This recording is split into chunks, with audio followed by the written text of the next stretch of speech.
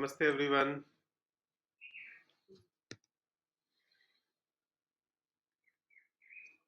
Namaste. Hi Mark. So I did not realize that today's class has been changed to 7 o'clock my time. I thought it was 6 as usual. So I logged in at 6. Send you a reminder. I know you gave me, so when I logged in, I saw the reminder because I had slept yesterday. So it's like that. I kind of knew it was going to happen. Yeah, this is confusing to us in India.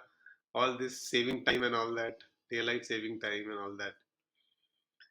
So anyway, um, welcome. So Panna, this is you have been here before, right? Yeah, this is my first class. This is your first class. Okay, your face seems so familiar. Okay, so what prompted you to come to this class?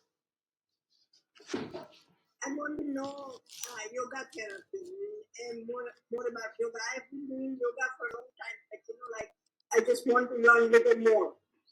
This sounds a little more interesting.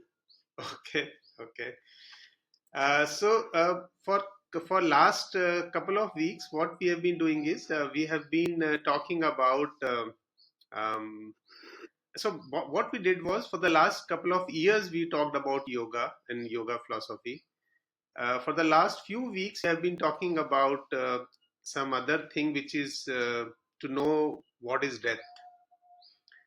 So basically, there is a scripture called as Kathopnishad. This is an ancient Indian scripture. For the last few weeks, we are talking about that scripture. So basically, I am telling the story of Kathopnishad, where Yam Nachiketa, Yam the death, god of death, talks about uh, the whole scenario, which is why do we die and all of that. So basically, this is the story of death that we are discussing, that I'm talking about for the last few weeks. So this story is in continuation with that. So I think maybe you might find a little gap here and there because the story is going on. It's an ongoing story. So if there's any problem, please feel free to ask. Right? Most of it is philosophy only, so don't worry about that. 90% is philosophy. The rest 10% maybe is a story. So if you get confused somewhere, feel free to stop me and ask. Okay. So as usual, Komal, you are in a car.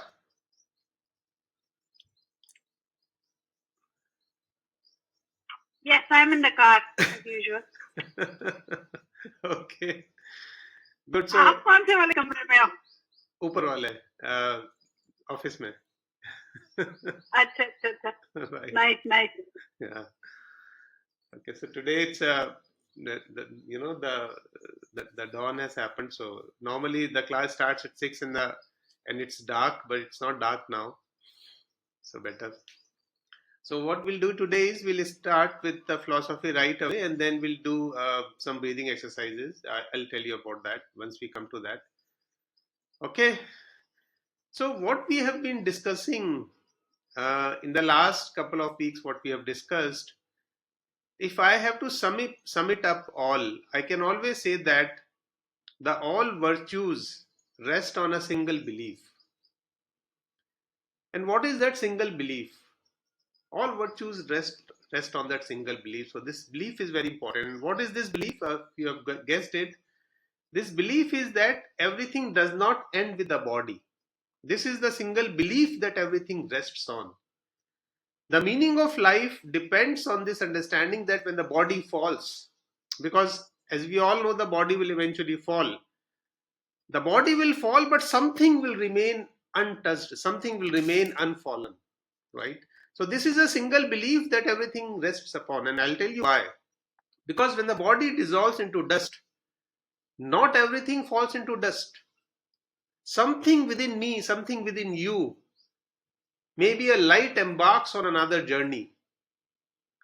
So if you ask me, in a way, my body dies, but I am not dying. I survive. I'll survive. But the question remains, why is it a single most belief? Why is it a single important belief?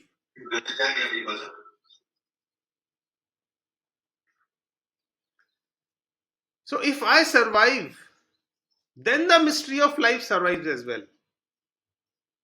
So think about this. If I survive, then the mystery of this life that I am living will survive as well. If I do not survive, then what difference does it make? In that case, perhaps those we consider as evil, those we consider as bad, are actually better, they are wiser. And those we considered as good people, they are naive. Why? Because if the soul is also mortal, if the soul will also eventually die with us, then all the saints are foolish. All the meditators, all the dhyanis are then ignorant. Then all the gatherings which are happening in our temples and mosques and churches, they are the gatherings of madmen. Those who pray in these temples and mosques are delusional, because whatever they do has no meaning. And why? Because then whatever you pray or gamble, why you are doing that? Because it is the same.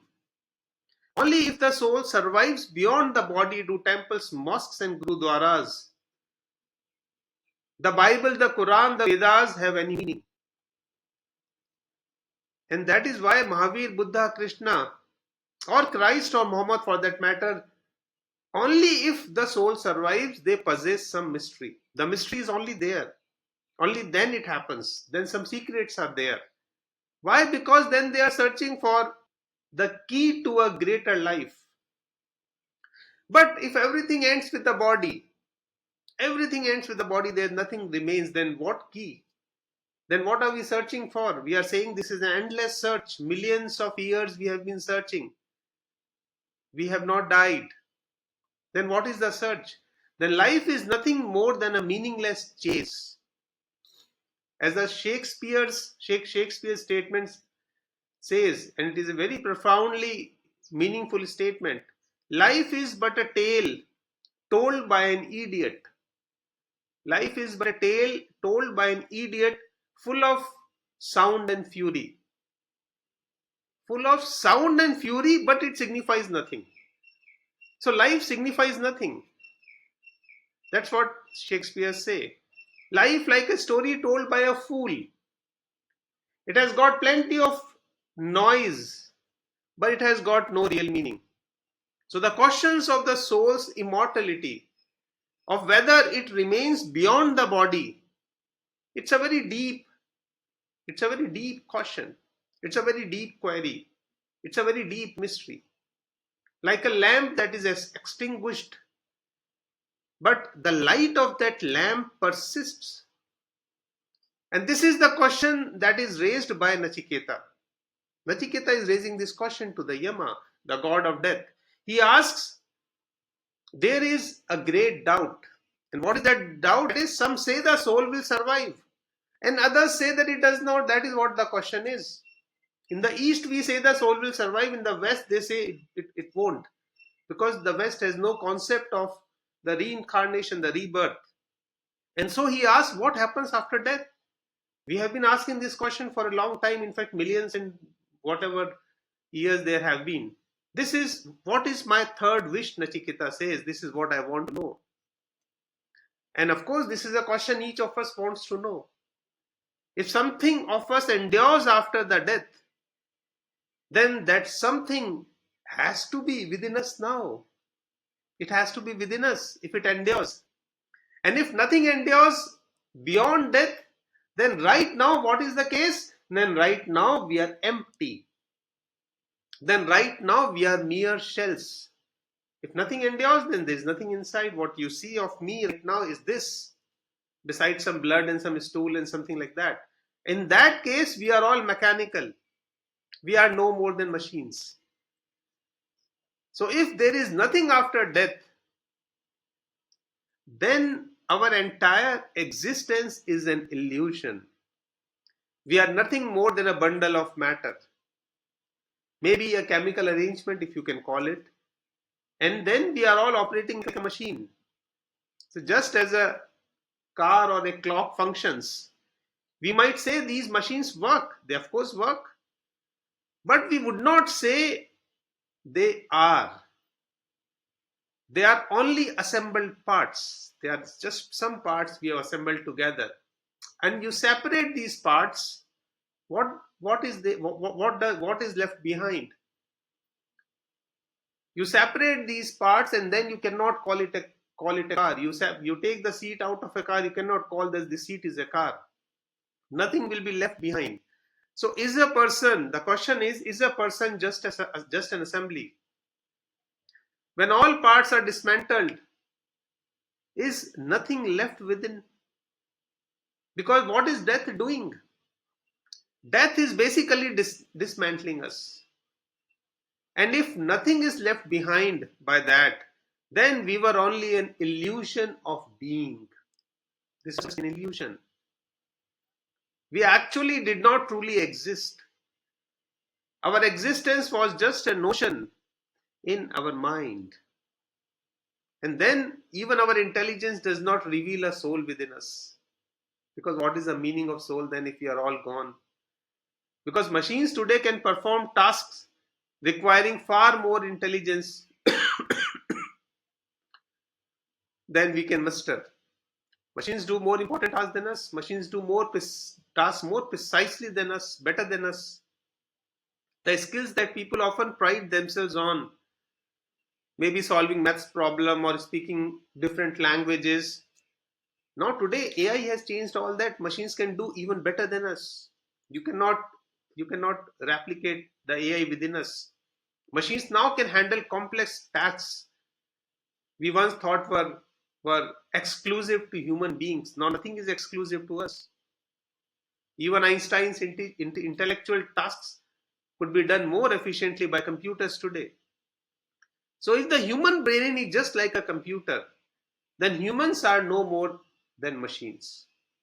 Humans create offspring. You can always argue saying that humans create offsprings. But now scientists are developing, in fact, they have developed machines that can replicate themselves. Cloning is now possible. Machines can autonomously create other machines and every time they do so, it's a superior version. We do not create the superior of us. It may be inferior than us. Each generation of machine can be re-engineered to be better than the previous ones. And this is something even we humans have not mastered. Because as we all know, often exceptional parents don't necessarily have exceptional kids. Machines, however, can be designed so that each generation can improve on the last generation, fixing previous problems and the previous discontinuities. A machine could eventually create the most advanced machines, and we humans cannot do that. What we call as pleasure and pain are also mechanical responses. There is this psychologist B.F. Skinner. He conducted experiments showing that what we experience as pleasure and what we experience as pain are purely mechanical. The deepest pleasure a person experiences is in sexual gratification. However, the discoveries of Skinner, B.F. Skinner, and Jose Delgado, and some other psychologists are really astonishing. They say that they experimented on the rats, identify parts of the brain associated with the pleasure. There are parts in our brain which is associated with the pleasure, known as pleasure points. And then there are points which are associated with the pain as well. So what they did was they connected electrical wires to the brain's pleasure points. And when these wires are activated, a strong sensation of pleasure was experienced. So during the experiment, Skinner found that if somehow a rat is taught to press a button that activated its pleasure center, what he would do is he would press the button continuously. He would sometimes press that button 5,000 times in an hour until until it collapsed from the exhaustion. So Skinner predicted that in the future everyone could have a small device in the pocket, and whenever you want to have pleasure, you just press a button and you can have pleasure. Well, that in that case, you won't need a woman, or a woman won't need a man. One is sufficient in itself. Just by the press of a button, and the pleasure center of your brain would activate. There's no need of anybody else there. So people can experience pleasure while walking down the street, and nobody would even know. There is no need for any relationship. There is no need for any marriage. There is no need for anybody. The person is then become self-sufficient. And similarly, the brain have centers for the pain as well. Skinner argued these centers could be disabled so that pain would not be felt. Pain won't happen. We think we feel pain because of its reality, but it's just a matter of these things in the brain centers, as you can call it.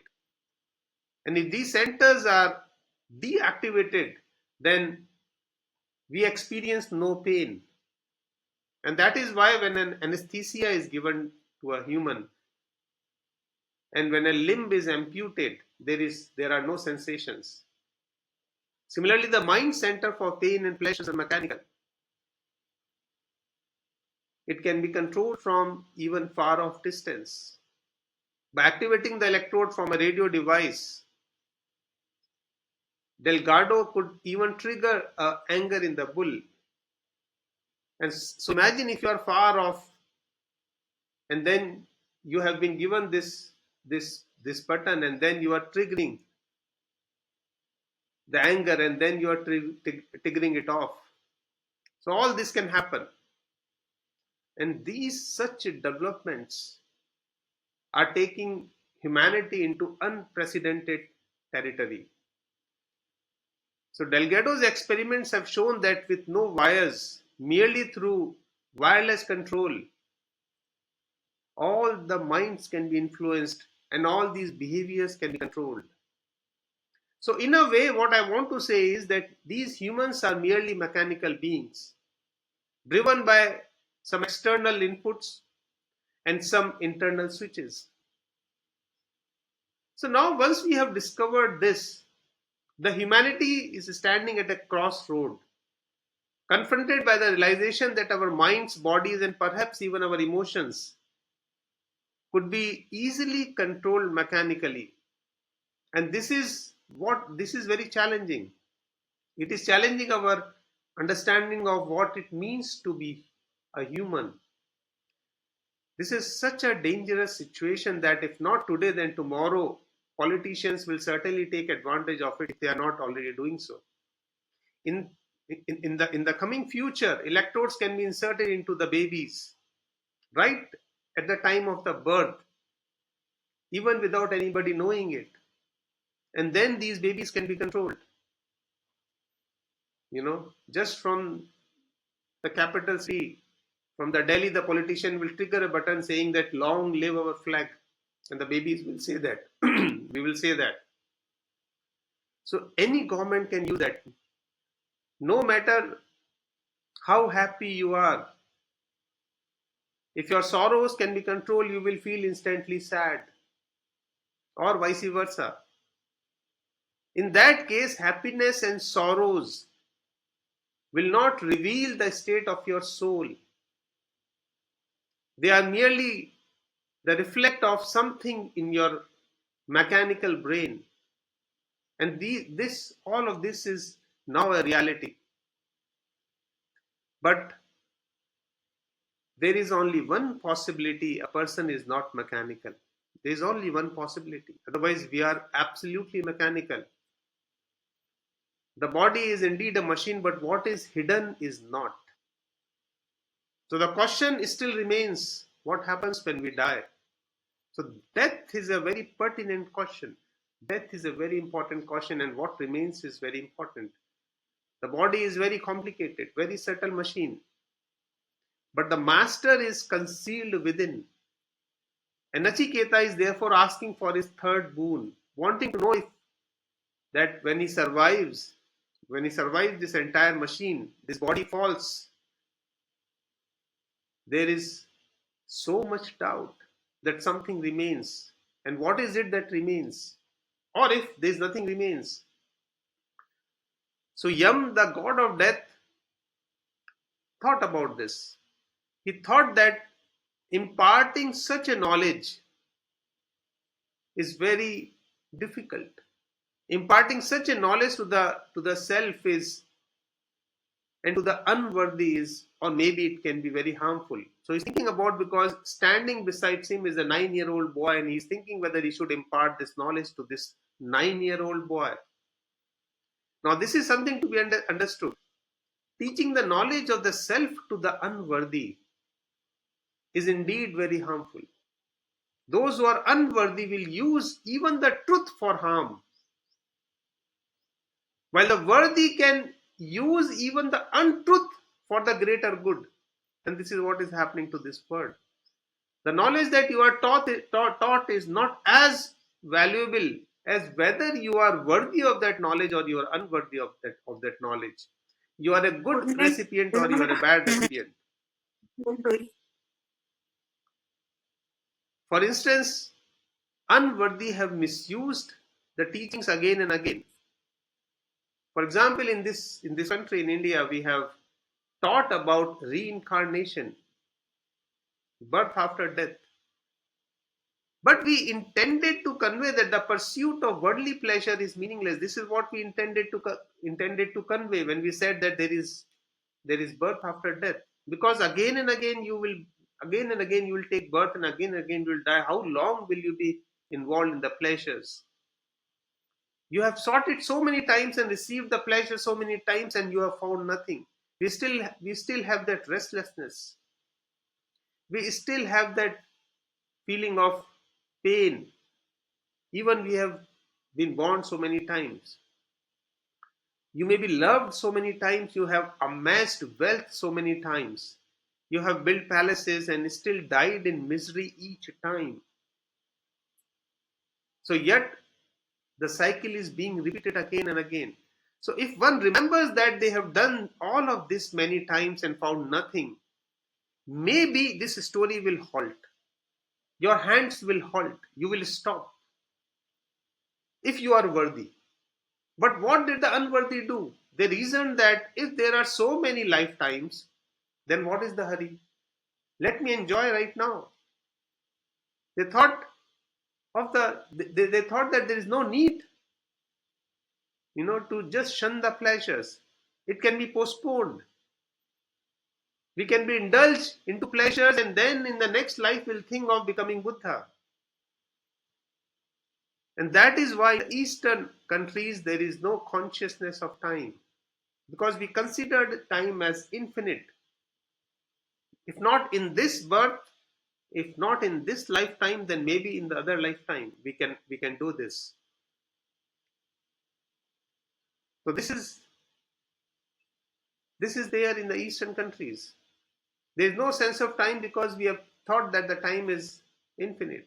The perception of time exists only when things are limited, and the time for us becomes unlimited. The poor know the value of money. Poor know that losing a penny is felt because it is limited. But someone with infinite wealth, someone like Bill Gates, they will have no notion of what a penny is worth. So Eastern countries did not invent clocks. It had to be done in the West. In the West, time is considered limited. For teachings by figures like Moses or Jesus or Muhammad emphasized a single lifetime. They did not talk of reincarnation, a single lifetime. Because observing Eastern mistakes, Western teachings tried to avoid that trap. But again, the unworthy are very skilled. Because if we save them from one pit, they will fall into another pit. So Jesus, Moses, Muhammad taught that there is only one life, which led the West to think that a loaf of bread in hand is better than dreams of that loaf, dreams of the bread. The uncertainty about life after death made Western civilization prioritize enjoying its life, this life, today's life. So consequently, the West pursues enjoyment because it is so limited. You have got one lifetime to enjoy, not the infinite lifetime. While the East indulges because the time is abundant. So whether it is abundant or not abundant, it depends on the worthy and the unworthy. The unworthy always take teachings to the harmful ends, regardless of what the teaching is. So Yam then thought that Nachiketa, though innocent and pure, he is too young and too inexperienced. So telling him about the self might be very risky because it could be misunderstood. So what to do then?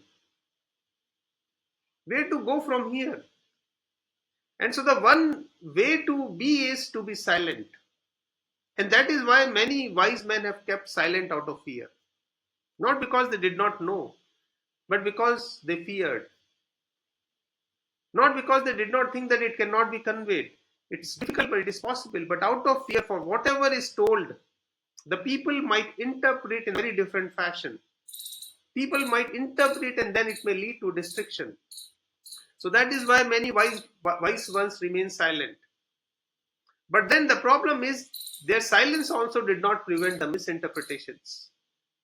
Even the silence of wise men has been interpreted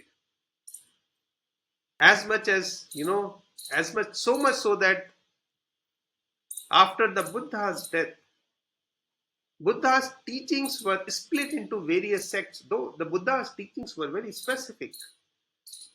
Buddha was not here and there, Buddha was very specific in his teaching. But even those were interpreted in, and so each interpreting even the silence of Buddha differently.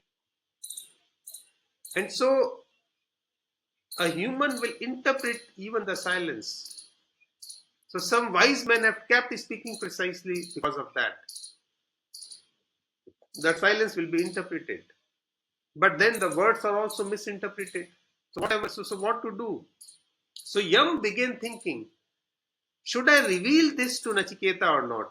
Because silence can be interpreted, words can be interpreted as well. So what to do? So he tried to evade answering to him. And normally a guru would do like that. Because if guru sees whether a disciple is a worthy disciple or not a worthy disciple, if not, then he would try to evade the question. Try to come to a point where he knows that the disciple is worthy. A guru will test. A guru will test you because you are content. If you are content with the smaller things, it shows you are unworthy. If you ask for a diamond and he offers you a pebble, and Yama offered a pebble. So if a guru offers you a pebble and you accept it saying that, oh, it's a diamond, it means you were never ready for the diamond. And giving you the diamond would have been a mistake. The one who mistakes a pebble for a diamond may one day mistake a diamond for a pebble as well. It goes both the ways. So such a person lacks discernment. Such a person lacks understanding, and he also lacks the yearning, the true yearning. So Yam said to Nachiketa, oh Nachiketa, even the gods have doubted this matter, and the gods even could not comprehend it. He says further that this is a very subtle subject and it is not easy to understand. So you ask for another boon. You ask me something else. You do not pressure me for this knowledge. Let go of this knowledge, self-realization knowledge. And so there are important points here. One, that even the gods are uncertain about certain things. Even the gods are uncertain about certain knowledge. Those who dwell in the heaven and even live in bliss, they are also uncertain about something, self-realization. So why would you, a mortal on earth, trouble yourself with it? That is what is Yam saying to Nachiketa. Even those who have accumulated all the good karma are uncertain, because the gods are the one who have accumulated good karmas, and they too are doubtful. So he says that do not just get caught in this dilemma. There is a story that says that when Buddha attained enlightenment, it is said that even Brahma, the creator, came to his feet and then asked him for guidance, saying that even though I am said to have created this word, I do not know what remains when the word will be dissolved. Is the essence within me eternal, or it is bound to perish? Similarly, in the stories of Mahavira's life, it is said that various beings would come to listen to him. Humans would come, gods would come, animals would come, and birds would come as well. Now, the question is, why would gods come to listen to Mahavira? God should know everything. But then, it is very important to understand that what does God represent here? And you already know that hell belongs to those who have lived entirely in ignorance. Anybody who lives in ignorance will go to hell. Those who found pleasure by causing pain to others will go to hell. Heaven is for those who who find joy in giving happiness to others. They find the heaven. The one who lived by the virtue. Now these are two things, heaven and hell. Those who live by the pain, giving pain to others, they will go to hell. And those who live by the virtues will go to heaven. So there is one important point here. And keep in mind, both heaven and hell are similar in one way. They are similar in one way. Both are focused on the other. Whether you are causing pain to other or whether you are causing happiness to other. But they are both dependent on the other. Hell is for those who find their happiness in causing others pain. And heaven is for those who find happiness in others' joy. Two things are there. But both heaven and hell are focused on the outside. They are not focused on inside. They are focused on the other. So the truly wise are those whose focus is no longer on the other. They are the truly wise ones. They neither wish to cause pain nor pleasure to others. Remember this very important point. So what are they committed to? They are committed only to reawakening themselves, to awaken themselves, Jagrat. So thus, we can say that there are three terms. The heaven is there, the hell is there, and what is the third one? The third one is liberation. You can call it moksha, you can call it enlightenment, whatever you like. And liberation is not heaven, because liberation again and again is mistaken for heaven. Liberation is one who has become entirely free from the other. When one is fully settled within oneself, when one is fully self-realized, one who has realized the completeness of their own being, that is what is liberation. So even gods are not free, as we are talking about. Those bound to hell are chained by suffering. Maybe those chains are made of iron. But those bound to hell, those bound to heaven are also suffering. Maybe those chains are made of golds and diamonds. What does it matter? Whether the chains are of gold or chains are of diamonds or chains are of iron. What does it matter? How does it matter? So Yam told Nachiketa that even the gods are uncertain about this. And this matter so is very subtle and not easily understood. The truth is this, that it is beyond understanding. And as long as one relies on understanding, it cannot be grasped. So as long as you rely on understanding, it cannot be grasped. The moment the understanding falls, the understanding fades. The moment your mind ceases to question, when reason is no longer the highest authority. Always remember this, when reason is no longer the highest authority, the highest point, only then you can comprehend it. When your understanding is gone. And this is the line that separates the worthy from the unworthy. As long as you think, as long as you question, as long as you rely on the reason, the essence of what lies beyond death cannot be understood. This is what is the essence. And why is it so? This is so because reason is limited to the material world. It can only know objects, not subjects. The self is the subject, so it cannot know the self, the subject. Reason perceives the outer world but cannot see within. There is no reason that you cannot go within and then see the reason. All the reason will go away when you go within. When you are into pratyahara, the reasons will go away.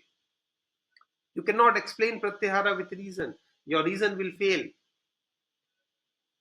The normal glasses are useful to see outside, but no glasses are there. No glasses are of any help when you are in a dream. To see within, no such aid is necessary. So reason is a mechanism for external observation. If I need to understand you, I may rely on the reason. If I want to explore the world, I need reason. And that is why science depends on the reason. But if I want to see myself, the reason has no purpose. And that is why religion, or we may call it dharma, it transcends reason. It transcends reason. And when I'm saying religion, I do not mean any Hinduism or Christianity or Islam or Judaism. You already know that. So the religion is going beyond religion. Dharma is going beyond religion, reason. While science is the journey within the reason. The science lives within the reason. So that is the reason dharma and science, or religion and science, are in contrast to each other. They contradict each other. Science cannot understand religion and religion cannot understand science. And this is very natural. The tool of religion is transcending reason. Transcendence is there. While the tool of science is reasoning. You reason. And that's how the science has developed. Their methodologies are so opposite that they do not understand each other. So Yama says this is a very subtle matter, not easily understood. So he says, go and ask for another boon. Do not press me to reveal this knowledge of self-realization. But Nachiketa was not discouraged by this difficulty. His determination did not waver. Instead, he grew more and more determined. He said, "O Yama, you have said that even the gods have pondered this, and even they could not conclude what is this. So, I have to have this knowledge. Even the gods do not have this knowledge. So, reveal this knowledge to me. There is no other boon comparable to this. Because all the boon, whether the money is there or whatever is there, they will just go one day. And of course, indeed, who other than death can tell you whether something survives beyond death or not? Who other than the death? Who other than the god Yama? Only death holds that secret. The one who dares to question death alone learns the truth. And that is why I have said earlier as well, until you learn the art of dying, you cannot understand if something remains beyond death. The art of dying means to face death directly, to ask death itself. Because death is the one that stands at the doorway through which everybody passes countless times. But the problem is most of us pass in unconscious state, in ignorance. If you pass this door in awareness, in consciousness, then you question death. Then you can say that something is there or not. So Nachiketa, now even more determined, says that which the gods have not been able to comprehend, that which is so difficult, then surely I will not let it go. Where else I would get a teacher like you, Yama? When will I get a teacher like you? Who else could reveal this to me? You are the only one. The gods cannot tell me because they themselves are uncertain. The reason cannot understand it. I have reason, but it is useless here. I may be so knowledgeable, I may have done PhD and all, but this is useless. All PhDs are useless here. Millions of books are useless here. Every human being is useless here. Who would tell me? I may never find a teacher like you again, Nachiketa is saying to God Yama, so I cannot relinquish this boon. So you see what is happening here? Nachiketa is unwavering. He has remained resolved and he has passed this test.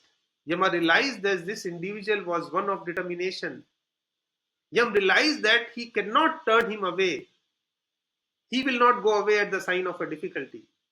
He would stand firm. He was prepared to walk through the fire. So Yama revised another test and laid out various temptations. Because until Yam is sure, until God of Death is sure that this boy is capable of comprehending this knowledge, he will not give the knowledge to Nachiketa. So he said, ask for sons and daughters. Ask for sons and daughters who will live for hundreds of years. Live for hundreds of years. Ask for wealth. Ask for cattle because we are talking of thousands of years before, so cattle was important then. Ask for elephant, ask for horses because those times horses, elephants, cattle, all of these were wealth. And then ask for the vast stretch of the kingdom, vast land. And ask to live as long as you wish. So Nachiketa, he says, ask for wealth, ask for prosperity, and everything that provides the joy, and I will make you the most blissful person on the earth. Now, this is what considering most blissful person on the earth. For those who enter into deep meditation, a moment comes when their capacity for joy is at the highest. They are most blissful at the time of meditation. So in a way, this is not just a story. If a meditator were to indulge, they could experience pleasure in a way that an ordinary person cannot comprehend. Why? Because for a very simple reason. When you are meditating, when you are going to dhyana, your sensitivity is profound. Your sensitivity becomes exceptionally deep.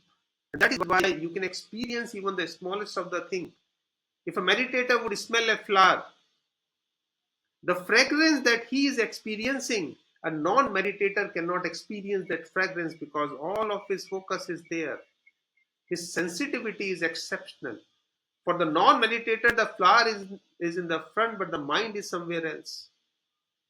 And so when a meditator is reading a book, he can comprehend the book far better than a non-meditator because he's there only. So while their nose senses the scent, when you are smelling, your whole body, your whole aura is there. So as meditation deepens, pleasure becomes richer. The meditator is at the threshold of transcendence. So that is why, but then there's a problem in that as well. Now there is this pleasure when you are at the threshold of a meditation. A point will come when the pleasure is at the highest. When your entire body is so blissful, when you become so blissful. And then this is the time of the final decision. This is the final step. Because even from this final step, when your pleasure is at the highest, you can fall. Because at this point, the temptation of this pleasure is incredibly strong. It's stronger than any other time. And that is the reason sometimes meditators fall from this point. Normally, we are at the lowest point. Normally, there is no ground beneath us. So the falling does not matter. But when you are meditating and you go at that point when the pleasure is the highest, then we want to seek that pleasure and then we fall. As you ascend in meditation, your senses becomes purified. The purity of the senses enhanced. The enjoyment is more refined. And then just before the liberation, paradise becomes the final temptation. Entire world becomes like a paradise one step before the enlightenment. And if one falls at this stage, we refer to such a person as God. But if one resists this final stage or this allure or this incitement, an incredibly difficult feat. As life fills with an unending melody, all pain will vanish.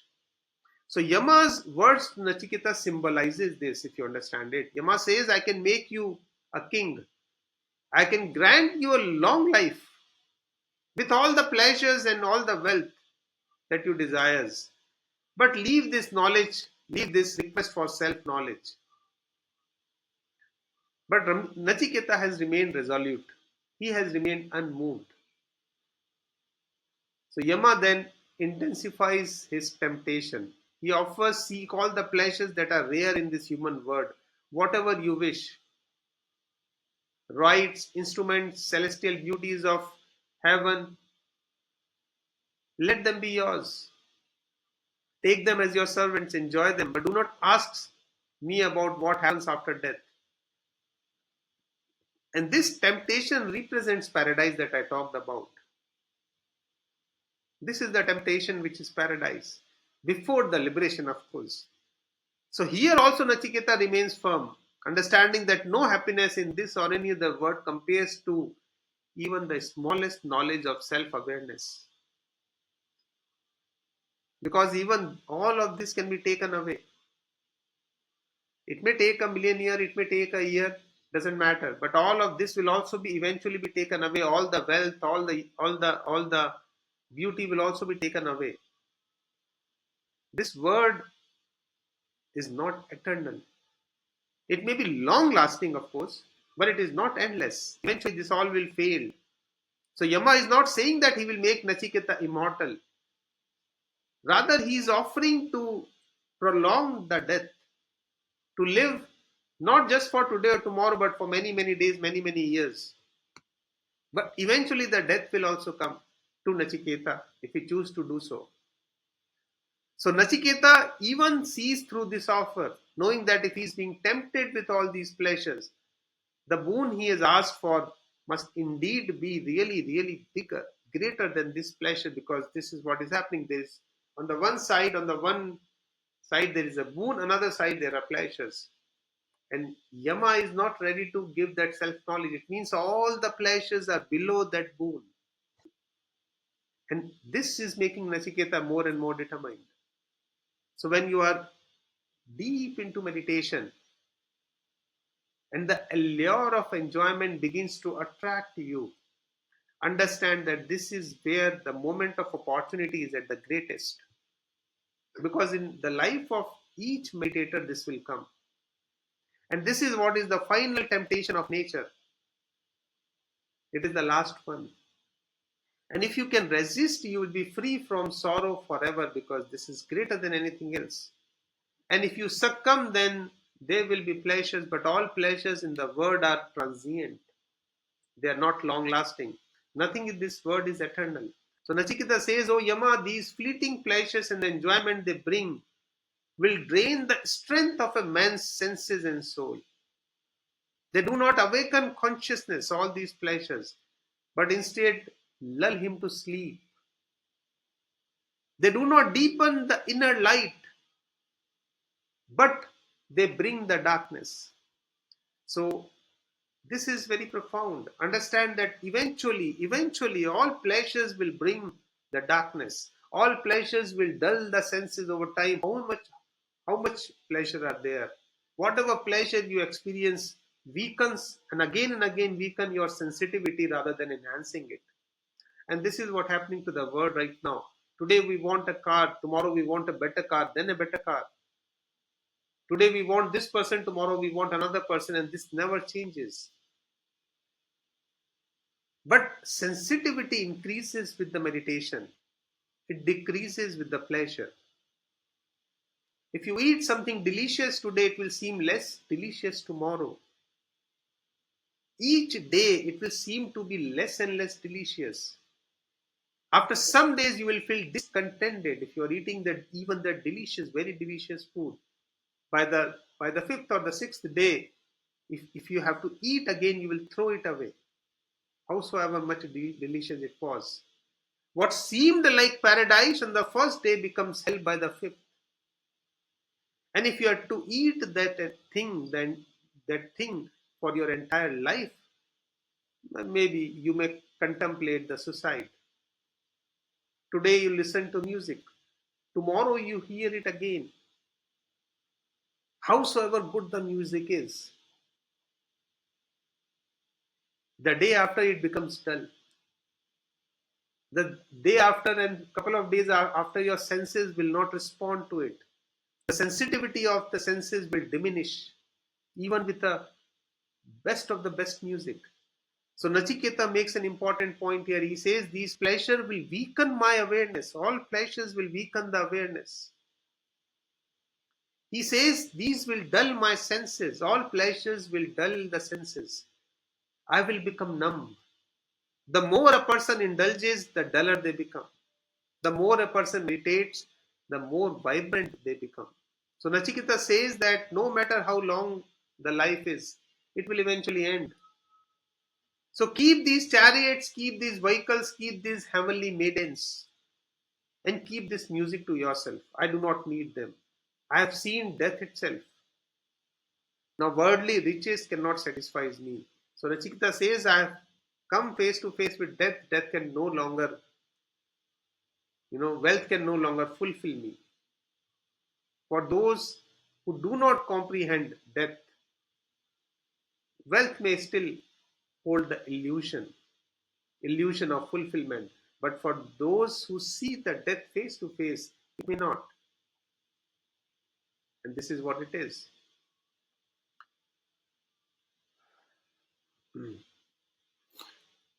For those who have seen death can no longer be satisfied with wealth or love or anything else. For such a person, nothing in the world can bring fulfillment. Because they know that they have seen the death and the death hits them. If someone were to tell you that you would die in an hour, let's say, all your pleasures would vanish. Imagine sitting at your home, right in your home, and hearing that an atomic bomb will going to be dropped right next door within the next hour. Suddenly, whatever pleasures you have, whatever yearnings you have, all these yearnings would fade, all